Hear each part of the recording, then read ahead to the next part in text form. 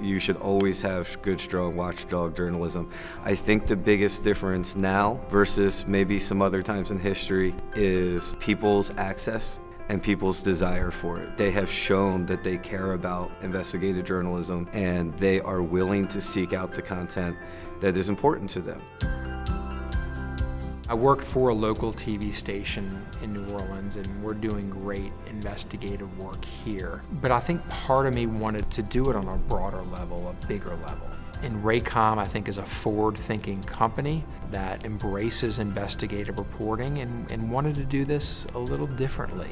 Raycom is a media company that owns 60 or so TV stations in various markets across the country, and one of the ways we're able to innovate is how we work with the other stations in our group. There's so many opportunities in terms of news gathering and in terms of training and in terms of distribution. These stories run on all of their TV stations to be able to do their own localized versions of these stories. It's a really impressive reach, especially when you start to take into account the different platforms across digital, social, all the ways that we could help take these stories to that next level. We did a story that actually launched in the end of October, a partnership with NerdWallet on Rent-A-Center and the rent-to-own industry and the impact that is having on people's lives with not only the high pricing, but the harassment for people who were late on a payment. We interviewed one woman who had a $70 payment. She was 1 day late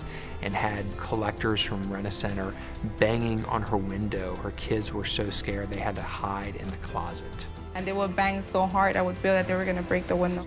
And we've gotten a lot of feedback from that story, people going through similar things. And these are people that found our stories on the internet and emailed us, thank you, look at my documents. I always ask myself, are we doing as much as we can? If you are doing the best work and you are making it accessible across the different platforms on digital and on broadcast, you're going to reach people who your stories matter to.